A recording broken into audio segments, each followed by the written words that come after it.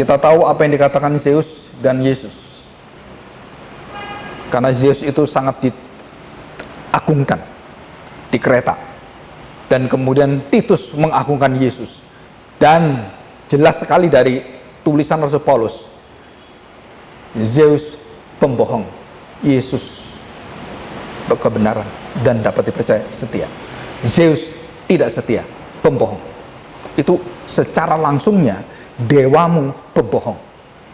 Dan Kristus Tuhanku setia, dapat dipercaya, dan harapan satu-satunya. Kamu berharap pada Zeus, nggak ada gunanya. Kalau kamu berharap pada Zeus, hidupmu seperti itu. Ini orang Kreta, itu semua dididik dan dipintarkan supaya berbohong. Jadi orang sekarang, barusan ini saya dengarkan Mahfud MD mengatakan satu kalimat yang membuat kita kaget sekali. Dia mengatakan, sekarang ini sudah ada hukum industri, bukan hukum dari masalah, bukan. Hukum itu diindustrikan. Jadi seluruh permasalahan itu diindustrikan dan diatur oleh industri hukum. Mulai dari kejaksaan, polisi, semua diatur, semuanya bekerja sama untuk berbuat dosa. Gila, saudara. Dan itulah Indonesia. Dan itu yang ngomong Mahfud MD, sekarang Menteri Polhukam. Seluruh lini ini jika tidak mendapatkan satu revolusi mental yang betul-betul dalam kejujuran semuanya, omong kosong semuanya.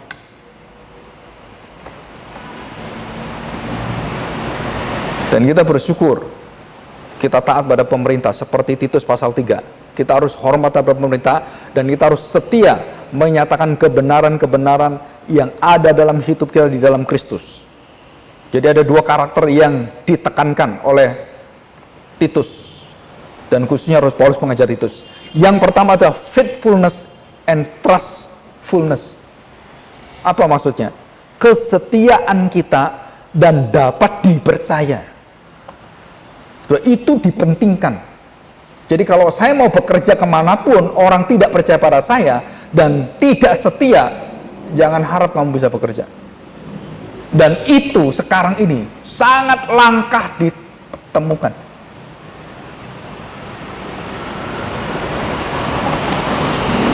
Waktu saya usul papa saya supaya mengeluarkan seorang yang ahli di dalam pabrik percetakan dan pengepakan fonts. Kita semua sudah keki dengan orang ini. Kenapa? Mempermainkan. Saya enak sendiri, dia mau datang, dia ngomong, saya sakit, saya malas kerja. Tapi dia memegang kendali semua pekerjaan yang paling penting, dan dia punya bakat, punya talenta, dan dia malasnya luar biasa. Dan akhirnya kita nggak bisa apa-apa. Kenapa? Karena dia yang bisa kerjain, tidak ada yang bisa kerjain. Dan dia punya kemampuan untuk mengolah seluruh daripada ukir-ukiran bagaimana pelat besi pisau dari Jerman itu bisa dibentuk, bahkan sampai yang sulit kecil dia bisa. Dan kita nggak ada yang bisa. Yang ngajari papa saya. Dia bisa gitu, karena dia berbakat dan papa saya tahu, ini bakat. Dari sejak remaja dia diajar. Dan waktu dia tua dari semuanya, akhirnya karena dia tahu dia dipentingkan, dia mempermainkan semuanya. Dia utang, papa saya kasih. Sampai kemudian kita anak-anaknya tuh kayak gidongkol. Pak, keluarin aja. Masa kita nggak bisa seperti itu? Tak keluarin asal kamu bisa ganti. Kamu punya kemampuan nggak? Oh, nggak bisa, Pak. Nggak bisa keluarin. Karena kita butuh dia. Karena kualitas dari pekerjaan ini, pabrik ini, itu yang megang mendua, papamu dengan dia. Kalau dia nggak ada, papamu nggak mungkin, karena papamu jadi pendeta. Nggak mungkin kerja seperti itu lagi sekarang. Sampai akhirnya kita berjuang, dan koko saya nomor 2 yang bisa lakukan, karena dia punya bakat. Siang malam dia latihan, saudara. Dok. Kita semua berempat itu latihan, nggak bisa, saudara. Tangannya beda, kesabarannya beda. Dan itu pun tidak bisa nyamai orang itu tadi. Nah, saudara, artinya apa? Seseorang yang bisa dipercaya, seseorang yang bisa setia, dan kemudian orang itu kemudian hidupnya mempunyai satu kualitas yang tidak bisa digantikan dengan yang lain. Cuman masalahnya adalah mentalnya. Sampai hampir 30 tahun ikut papa saya. Sampai papa saya mati, dia masih bekerja di situ. Sampai akhirnya pabriknya itu akan ditutup, dijual, rumah dijual semuanya, baru semuanya selesai. Udah dikasih pesangon semua, tapi nggak mau keluar. Jadi saya baru tahu, saya baru berpikir, berarti mereka itu bisa mempercayai papa saya dalam segala, dan papa saya bisa percaya pada orang itu dalam segala kelemahannya, dan itu menjadi simbiosis mutualisme yang sangat memberkati sampai kita menjadi anak-anaknya seperti ini, saudara. Nah, kesetiaan seperti itulah yang dibangun di atas dasar seluruh pelayanan, bahwa engkau bukan hanya setia dapat dipercaya, dan bukan hanya dirimu, tapi engkau bisa mendidik orang yang sama dengan dirimu. Saudara, ini adalah kerusakan kepemimpinan dalam gereja. Yang pertama adalah kesetiaan tidak ada. Yang kedua, kita tidak percaya kepada pemimpin gereja, termasuk negara Indonesia. Kalau ini sudah nggak ada, saudara, seluruh pelayanan itu isinya cekcok, perselisih, terus bertengkar, terus. Kalau orang Jawa mengatakan kera itu apa? Cakar-cakaran, semuanya. Dan tidak ada kedamaian. Isinya itu bukan hanya sesuatu yang menyakitkan hati, tetapi terus berperang terus. Kenapa bisa seperti itu? Itu tanda tanya besar, saudara. Karena faithfulness, trustfulness sudah hilang. Dan Titus mengangkat itu kembali. Dan otomatis, saudara, waktu Titus menegakkan itu, dia dengan tegas, dengan lugas, dan dengan keras, dengan disiplin, hai engkau orang Kreta, engkau dibuang semua. Dan dia bersihkan. Dan dia berhasil. Luar biasa ini, saudara. Timotius tidak seberhasil Titus. Tapi Titus ini, walaupun suratnya cuma 3 pasal, keberhasilan dia itu sangat nyata, dan perbuatan baik orang-orang yang ada di sini itu ada dalam jemaat Tuhan. Dan tidak ada, saudara, jemaat yang seperti itu. Jarang sekali, saudara. Jemaat yang begitu ada orang, begitu ada sesuatu, itu melayani, hatinya itu melayani. Pokoknya itu enggak kepentingan dirinya, itu lalu melihat bagaimana Tuhan itu melayani orang ini kalau datang. Nah, kalau kita tahu ada beberapa gereja di Amerika, itu sangat indah. Cuman sayangnya bukan dari gereja reform. Jadi orang datang pertama itu bagaimana membuat orang datang itu begitu kenal, begitu nyaman, dan begitu familiar. Nah, caranya gimana? Nah, mereka ada timnya, saudara. Luar biasa, saudara. Dan orang itu langsung, aduh, saya kok di gereja ini kayak disambut luar biasa, kayak seperti keluarga. Wah, luar biasa itu. Saudara pernah ke gereja, masuk dibiarin, kemana dibiarin gitu kan? Makanya kadang-kadang kita bergereja tuh harus ada aliteanya, harus ada kekuatan untuk melayaninya. Di mana itu pelayanannya? Kita semua di mana pelayanan? Kita sibuk melayani semua, nggak ada yang masuk keluar masuk, kita nggak tahu gitu kan? Nah, itu juga sesuatu yang perlu dibangun seperti Titus. Kita berdoa siapa yang suka rela, silakan. Tadi anak saya suruh aja kamu di situ jadi terima tamu, karena semua pada sibuk melayani Tuhan. Enggak ada yang melayani Tuhan. Nah, kadang-kadang kita lupa kalau ada orang yang perlu dilayani bagaimana. Nah, kita nggak tahu. Ya, ini secara simpel sederhana sekali. Oke, kita lanjutkan. Saudara perhatikan. Nah, kita masuk masalah yang paling dalam sekarang. Antara mulut dan hati itu berbeda jauh. Nah, sekarang dididik oleh Titus, mulut dan hati itu satu arah dan tidak boleh beda. Jadi kalau saya percaya pada Kristus, maka seluruh hidup saya adalah meletakkan Kristus sebagai pemimpin Tuhan saya.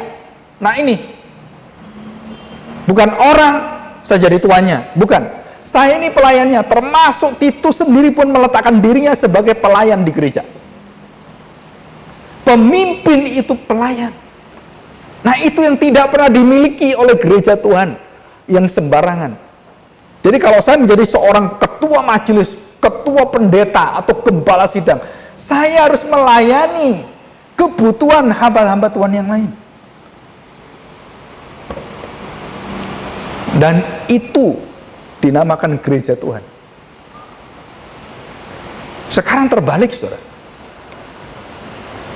Jadi hamba Tuhan itu yang harus melayani gerejanya, yang seperti Alkitab gitu kan. Tapi ini enggak, semuanya itu melihat, semuanya berarus apa? Kamu harus melayani saya, bukan saya melayani kamu. Hierarkinya terbalik. Jadi kalau hierarki dunia, bos itu di atas, punya anak buah banyak. Nah, hierarki surgawi kebalik, saudara. Jadi segitiganya kan gini kan. Kalau ini kebalik. Di dalam 1 Korintus dikatakan, perhatikan saudara, ya, tangan semuanya. Di mana paling kecil itu yang harus diperhatikan. Yang paling lemah itu yang harus menjadi satu perhatian. Ini yang nampak ya.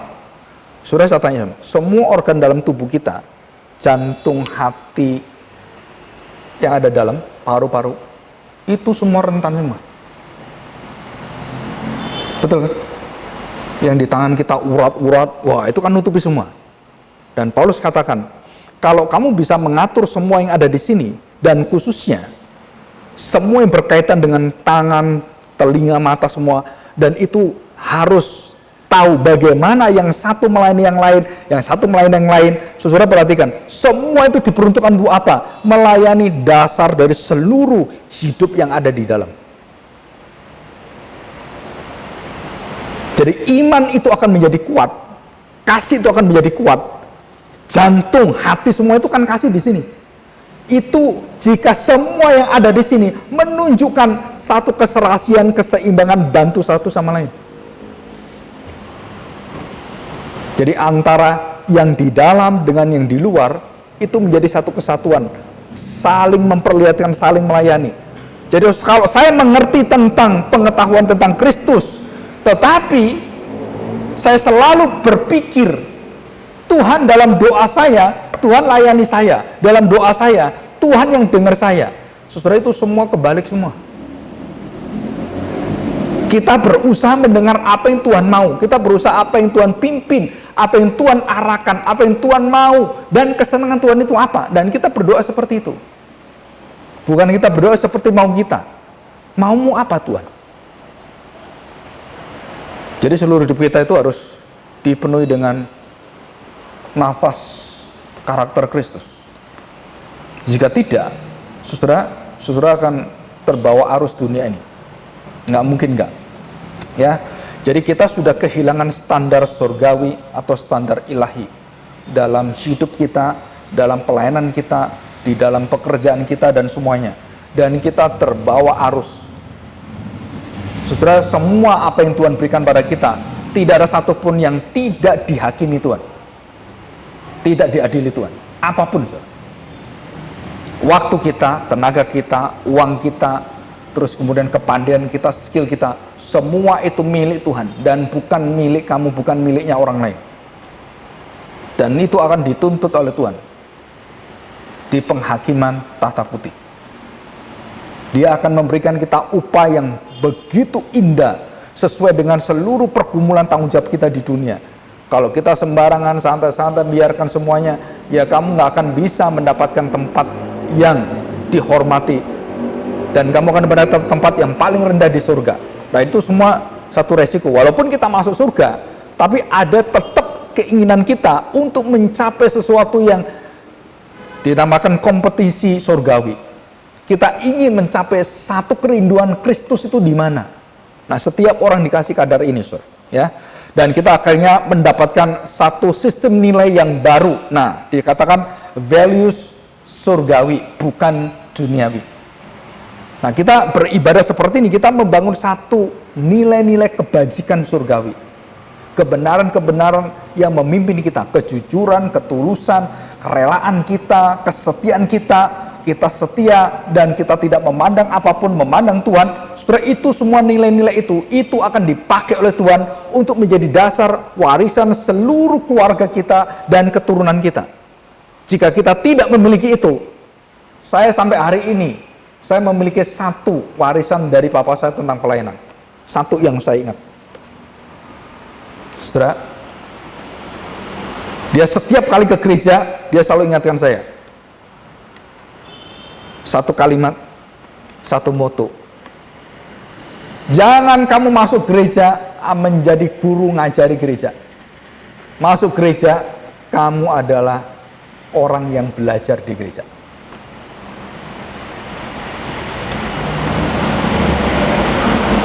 Jadi kalau saya menjadi seorang hamba Tuhan, saya sudah lulus ini. Wah, ya kan? Berarti saya ke gereja itu kan, berarti saya mengajar gereja. Saya menjadi pemimpin gereja. Dibalik semua. Kenapa? Karena dia mengatakan, Tuhan Yesus sendiri mengingatkan. Dia mulai semua dari semua pribadi dia lakukan, dia layani. Dia melayani semua dari bawah semuanya. Dan tidak ada tuntutan apapun. Dan dia melakukan semuanya dari bawah. Makanya waktu saya melihat, kenapa ya orang-orang punya pelayanan begitu diberkati Tuhan, dalam arti bukan secara mata duniawi, tapi dalam mata surgawi. Dan nilai-nilainya itu nilai-nilai yang kekal ditanam. Kenapa, saudara?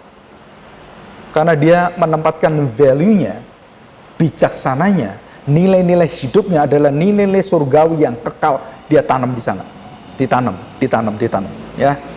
Oke, kita lihat ini ya. Nah, dari value itu kemudian kita melihat satu komunitas baru, satu kemanusiaan baru dibangun. Ya, jadi kita berpikir sudah agak jauh ini. Setelah menerima value dengan kedisiplinan yang luar biasa, apa yang terjadi? Saudara, kita akhirnya dibentuk menjadi ideal citizenship of heaven. Dan Titus membentuk jemaat itu menjadi jemaat yang betul-betul citizenship yang ideal, yang betul-betul diinginkan oleh Rasul Paulus dan ada dalam seluruh firman Tuhan, dan dia serahkan itu semuanya kepada Tuhan. Dan apa isinya adalah, saudara, hatinya penuh dengan peaceable, mampu untuk berdamai, tidak bertengkar, tidak mencari-cari masalah, tapi menyelesaikan masalah. Dan ini ciri khas dari jemaat Kreta dipimpin oleh Titus. Apa? Peaceable, generosity, obedient terhadap semua otoritas. Saudara, ini luar biasa. Jadi 3 hal penting ini adalah dia tidak gampang bercekcok berbeda-beda, enggak. Dia selalu mencari dan dia selalu mendekati dan membuka hati, mendengarkan dan membawa semua perselisihan itu menjadi satu perdamaian. Yang kedua, hati yang melayani, yang membuka diri, yaitu mendahulukan orang lain dan kemudian memberikan seluruh kebutuhan orang yang lebih dulu, dan bawalah semua untuk melayani Tuhan. Dan itu semua di Kreta. Jadi Kreta ini gereja perbekalan, gereja yang membekali gereja-gereja lain, gereja menjadi satu contoh bagi gereja lain untuk melayani, supaya gereja lain lebih melayani gereja lain. Dan itulah gereja Kreta. Dan yang terakhir apa? Saudara, obedient kepada otoritas. Jadi luar biasa, yang dulu maunya sendiri, serakah, berbohong gitu ya. Sekarang enggak. Mereka taat pada firman Tuhan, mereka taat pada kehendak Tuhan. Mereka betul-betul tahu bagaimanakah menempatkan diri mereka. Terus kemudian barulah pemimpin gereja itu melayani semua yang ada. Saya tidak tahu bentuknya bagaimana gereja yang ada itu. Tetapi kita lihat pasal yang terakhir, pasal 3 ya. Coba kita baca sebagai penutup. Pasal 3 ayat 4 dan 7 ya. Penuh dengan kemurahan, keramah tamahan. Nah, ini cirinya ya.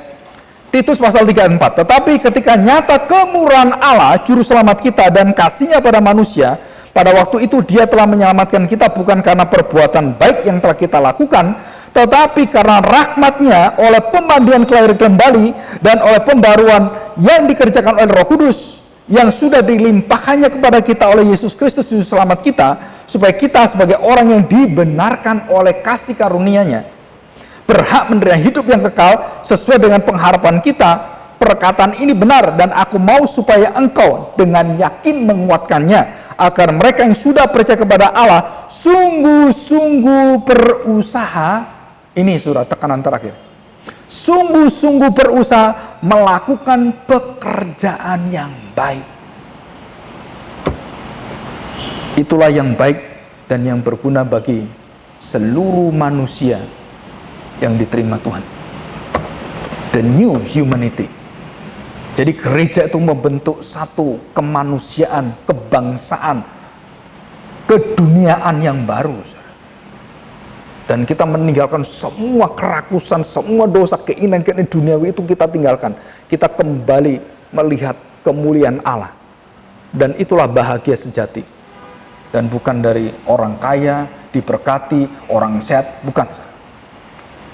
Kebahagiaan tidak pernah keluar dari kesehatan. Bahkan Tuhan katakan, dari kehinaan, dari penderitaanlah kebahagiaan itu akhirnya muncul di sana. Surah ini perkataan-perkataan dunia surgawi. Tapi dunia yang kita injak ini, itu menolak semuanya. Dan gereja-gereja menolak, wah kalau kamu sakit, kamu sial, aduh itu semuanya, kamu gak diberkati Tuhan. Ya memang kalau yang dosa betul. Tapi kalau kita di dalam Tuhan, saudara, semua itu menimpa kita, itu menunjukkan betapa engkau akan menjadi orang-orang yang setia, dipercaya, dan tahan uji. Dan engkau akan muncul dalam hidupmu satu manusia yang baru, yang setia kepada Tuhan. Ya, kita bersyukur pada Tuhan. Dan kita mengejar kesetiaan, kepercayaan, dapat dipercaya, dan dapat selalu setia di dalam Tuhan. Dan itu adalah Kristus. Dan Titus membawa Kristus, dan dia berhasil mengubahkan gereja dengan apa? Dengan setia, faithfulness, dan truthfulness. Dan itu semua akhirnya terbangun. Ya, kita bersyukur. Kita bukan gereja yang besar, tapi dari gereja yang sangat sederhana, kita percaya harusnya lebih mudah. Harusnya. Karena kita bisa melihat satu sama lain. Ya, mari kita berdoa, kita bersyukur pada Tuhan. Bapa, kami bersyukur di hadapan-Mu. Kami sudah mendapatkan satu asuransi, satu kepastian, satu jaminan. Kami ingin mewarisi kesetiaan dan hidup yang sungguh-sungguh dapat dipercaya. Karena Kristus yang ada dalam hati kami, dan kami membuang semua yang menjadi satu penghalang dan yang membuat kami gampang terseret dalam hidup kami karena kondisi-kondisi dunia ini. Tuhan, ampunilah kami dalam segala kelemahan kami, karena manusia daging kami ini yang sudah dilahirbarukan terus berjuang. Dan kami percaya Tuhan, bahwa di dalam kami melihat, mengandalkan, dan memandang Kristus dalam iman kami, ada kekuatan dalam roh Tuhan, sehingga kami diberi kemampuan untuk mengalahkan dan menaklukkan dosa-dosa ini dengan hati yang mau untuk berjuang bersama dengan roh Tuhan dalam firman yang kekal itu. Kami menyerahkan semuanya, dan roh itu akan bekerja bagi kami. Terima kasih Bapa. Segala kemuliaan dan hormat hanya bagi nama-Mu. Di dalam nama Tuhan Yesus kami serahkan doa kami ini. Amin. Saya serahkan pada